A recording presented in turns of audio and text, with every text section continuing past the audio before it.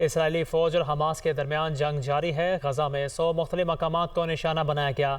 غزہ کی مکمل ناکہ بندی کر کے بجلی، کھانا اور ایندھن کی سپلائی بند کر دی گئی ہے۔ لڑائی میں اب تک 800 سے زائد اسرائیلی ہلاک اور 687 فلسطینی شہید ہو چکے ہیں۔ اسرائیل فاسفورس بموں کا استعمال کر کے عالمی قوانین کی دھجیاں اڑاتا رہا۔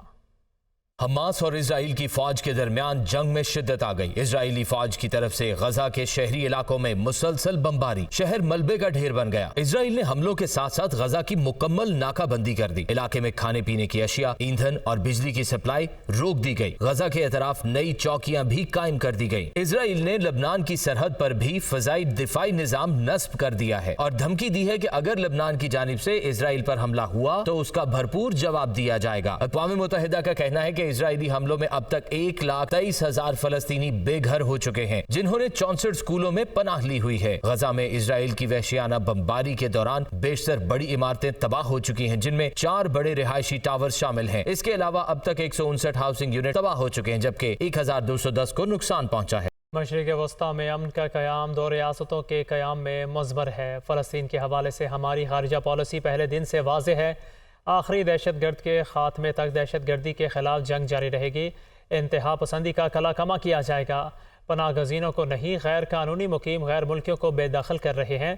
ماضی میں انتظامی امور پر توجہ نہ دینے سے مہنگائی، گردشی قرضے، اسمگلنگ جیسے مسائل پیدا ہوئے۔ نواز شریف کی واپسی سے متعلق قانون کے مطابق فیصلہ ہوگا۔ نگران وزیر اعظم انوار الحق کاکڑ کا سرکاری ٹی وی کو انٹرویو۔ دیکھیں، پاکستان پالیسی ہے وہ ایک تسلسل کا حصہ ہے۔ ایسا نہیں ہے کہ اب اس نگران حکومت کے دورانیے میں پاکستان کی مڈل ایسٹ کے حوالے سے یا فلسطین کے حوالے سے کوئی نئی پالیسی آ گئی۔ جو ریاست مسلسل ایک انسٹیٹیوشنل ارینجمنٹ کے تحت جو سٹانس کو سپورٹ کر رہی ہے، ہم اسی کا اعادہ بھی کر رہے ہیں اور اسی کی ریپیٹیشن بھی کر رہے ہیں۔ ظاہر ہے ہمارا ایک موقف ہے، اسرائیل کو ایک غاصب ریاست کے طور پہ جانا جاتا ہے، سمجھا جاتا ہے، جس کے ہم بھی دائیں ہیں، اور فلسطینی فریق جو ہے اس کو ہم مظلوم سمجھتے ہیں۔ یہ ظالم اور مظلوم کی جنگ ہے۔ یہ اسرائیل اور فلسطین سے زیادہ ان 2 قوموں کی ہے جو ایک کیفیت میں ہے۔ دیکھیں، فالس ہوپ کے حوالے سے تو میں اس بات کا خود قائل ہوں کہ کسی بھی سطح پہ اس کو کریٹ نہیں کرنا چاہیے، بالکل بھی نہیں کرنا چاہیے۔ نہ ریاست کو کرنا چاہیے، نہ معاشرے کو کرنا چاہیے، نہ ہی معاشرے کو فالس ایکسپیکٹیشنز رکھنی چاہیے۔ یہ دونوں بیلنس ہونے چاہیے۔ کیا ہم نے فالس ہوپ کریٹ کرنے کی کوشش کی؟ سب سے پہلے تو میں آپ کو یہ عرض کرتا چلوں کہ میری جو پہلی میٹنگ تھی نا as a caretaker prime minister, that was about energy sector and the prices related to that. اہم خبر سے آگاہ کریں، اسرائیل سے قیدیوں کے تبادلے پر مذاکرات نہیں ہوں گے۔ اسرائیل پہلے جنگ بندی کرے پھر بات چیت آگے بڑھے گی، ایسا کہنا ہے ترجمان حماس کا۔ اسرائیل کو پہلے فلسطینی شہریوں پر تشدد بند کرنا ہوگا۔ اسرائیل پہلے امن کو ترجیح دے پھر مذاکرات ہو سکتے ہیں۔ اہم خبر سے آگاہ کریں، اسرائیلی سے قیدیوں کے تبادلے پر مذاکرات نہیں ہوں گے۔ ترجمان حماس کا یہ کہنا ہے اسرائیل پہلے جنگ بندی کرے پھر بات چیت آگے بڑھے گی۔ اسرائیل کو پہلے فلسطینی شہریوں پر تشدد بند کرنا ہوگا۔ اسرائیل پہلے امن کو ترجیح دے پھر مذاکرات ہو سکتے ہیں۔ ترکیہ کے صدر طیب اردوان کا اسرائیلی صدر اسحاق ہرزوگ سے ٹیلی فونک رابطہ۔ اسرائیل اخلاقی روایت برقرار رکھے، حماس کی آڑ میں نہتے فلسطینیوں کو نشانہ نہ بنایا جائے۔ طیب اردوان نے علاقے میں امن کے لیے 2 ریاستی فارمولے پر زور دیا۔ ترکیہ کے صدر طیب اردوان کا اسرائیلی صدر اسحاق ہرزوگ سے ٹیلی فونک رابطہ۔ اسرائیل اخلاقی روایت برقرار رکھے، حماس کی آڑ میں نہتے فلسطینیوں کو نشانہ نہ بنایا جائے۔ طیب اردوان نے خطے میں امن کے لیے 2 ریاستی فارمولے پر زور دیا ہے۔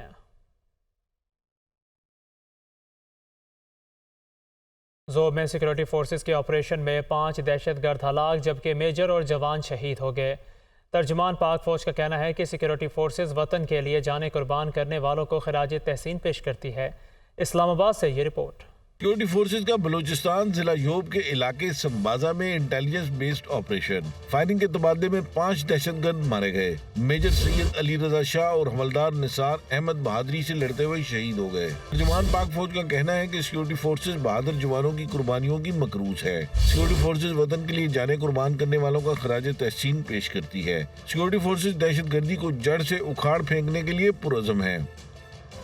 آگے بڑھ آپ کو بتائیں، سپریم کورٹ میں پیر کے روز پریکٹس اینڈ پروسیجر ایکٹ کے خلاف درخواستوں پر سماعت مکمل نہ ہو سکی۔ دوران سماعت چیف جسٹس نے ریمارکس دیے کہ اگر سپریم کورٹ آئین سے بالا رولز بنانا ہے تو کوئی تو یاد دلائے گا کہ آئین کے دائرے میں رہیں۔ جسٹس اعجاز الحسن نے کہا کہ پارلیمنٹ سپریم کورٹ کے لیے رولز نہیں بنا سکتی۔ اگر ایک بار پارلیمنٹ کے لیے دروازہ کھول دیتے ہیں کہ وہ مداخلت کرے تو اس کا کوئی سرا نہیں ہوگا۔ یہ رپورٹ دیکھیے۔ پریکٹس اینڈ پروسیجر ایکٹ کے خلاف درخواستوں پر سماعت مکمل نہ ہو سکی۔ جسٹس قاضی فائز عیسیٰ کی سربراہی میں فل کورٹ نے درخواستوں پر سماعت کی۔ صدر سپریم کورٹ بار ایسوسی ایشن عابد زبیری نے دلائل کا آغاز کیا۔ جسٹس اعجاز الحسن نے ریمارکس دیے کہ سوال یہ ہے کہ آئین میں سپریم کورٹ رولز بنانے کا اختیار کہاں اور کس کو دیا گیا ہے۔ آئینی شقوں کو ملا کر پڑھنا ہوتا ہے۔ آئین کے کچھ آرٹیکل اختیارات اور کچھ ان اختیارات کی حدود واضح کرتے ہیں۔ جسٹس منیب اختر بولے، سب کو معلوم ہے ہر چیز آئین کے مطابق ہی ہو سکتی ہے۔ جسٹس جمال مندوخیل نے کہا کہ اگر آئین سازوں نے مکمل اختیار سپریم کورٹ کو دینا ہوتا تو واضح طور پر لکھ دیتے۔ جسٹس نے کہا کہ جوڈیشل کمیشن اور سپریم جوڈیشل کونسل کے رول سے متعلق آئین میں لکھا ہے آئینی باڈیز خود قانون بنائیں گی۔ سوال یہ ہے کہ آئین سازوں نے خود آئین کے ساتھ قانون کا آپشن دیا۔ چیف جسٹس نے ریمارکس میں کہا کہ کیا ہیومن رائٹ سیل کا تذکرہ آئین یا سپریم کورٹ رولز میں ہے؟ آرٹیکل 184(3) سے متعلق ماضی کیا تھا؟ اس پر تو آپ آنکھیں بند کر کے بیٹھ گئے ہیں۔ سپریم کورٹ غلطی کر دے تو کیا پارلیمنٹ اس کو درست کر سکتی ہے؟ وکیل عابد زبیری نے اتفاق کیا، آرٹیکل 184(3) کا غلط استعمال ہوا اور اس کے خلاف اپیل ہونی چاہیے۔ جسٹس اعجاز الحسن نے کہا کہ اس کیس میں اچھے برے یا صحیح غلط کا سوال نہیں، اختیار کا سوال ہے۔ قانون جتنا بھی اچھا ہو، رولز بنانے کا اختیار پارلیمنٹ کے پاس ہے یا نہیں۔ چیف جسٹس نے کہا کہ ماضی کو دیکھیں، ایک شخص آتا ہے اور پارلیمنٹ کو ربر سٹیمپ بنا دیتا ہے۔ امریکہ میں یہ سب کچھ نہیں ہوتا، ہمارا ماضی بہت بوسیدہ ہے۔ جسٹس منیب اختر نے کہا کہ سپریم کورٹ کو پارلیمنٹ تک محدود کر دیا گیا ہے۔ جسٹس منصور علی شاہ بولے کہ پارلیمنٹ پاکستان کے عوام کی نمائندہ ہے، کیا عوام نہیں کہہ سکتے کورٹ کیسے چلے؟ وہ تو اصل ٹرسٹی ہیں۔ اسلام آباد ہائی کورٹ نے سائفر کیس میں چیئرمین پی ٹی آئی کی درخواست ضمانت پر سماعت جمعرات تک ملتوی کر دی ہے۔ وکیل سلمان صفدر نے دلائل میں کہا چیئرمین پی ٹی آئی کی عمر 71 سال ہے، بڑی سیاسی جماعت کے سربراہ ہے، سیاسی انتقام کا نشانہ بنایا جا رہا ہے۔ اسلام آباد سے یہ رپورٹ دیکھیے۔ سائفر کیس میں چیئرمین پی ٹی آئی کو کوئی فوری ریلیف نہ مل سکا۔ اسلام آباد ہائی کورٹ نے درخواست ضمانت پر سماعت جمعرات تک ملتوی کر دی۔ سماعت کے آغاز پر چیف جسٹس عامر فاروق نے ہدایت کی کہ روسٹرم پر زیادہ وکلا جمع نہ ہوں، صرف 2 وکلا موجود رہیں۔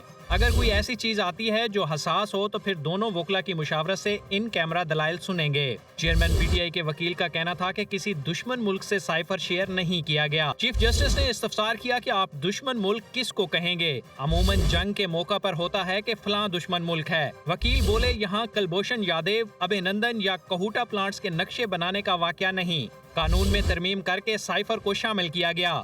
کوشش کی گئی کہ تبدیلی لے آئیں، مگر اس کا اطلاق اس ایف آئی آر پر نہیں ہو سکتا۔ وکیل نے کہا کہ اس کیس میں چیئرمین پی ٹی آئی کی گرفتاری کو 2 ماہ ہو گئے ہیں۔ ماضی میں کبھی بھی صرف آفیشل سیکرٹ ایکٹ کے تحت ٹرائل نہیں ہوا، ہمیشہ آرمی ایکٹ، نیوی یا ایئر فورس کے قوانین کے ساتھ آفیشل سیکرٹ ایکٹ کا اطلاق کیا گیا۔ بدنیتی کی بنیاد پر قانون میں نئی ترامیم کی گئیں۔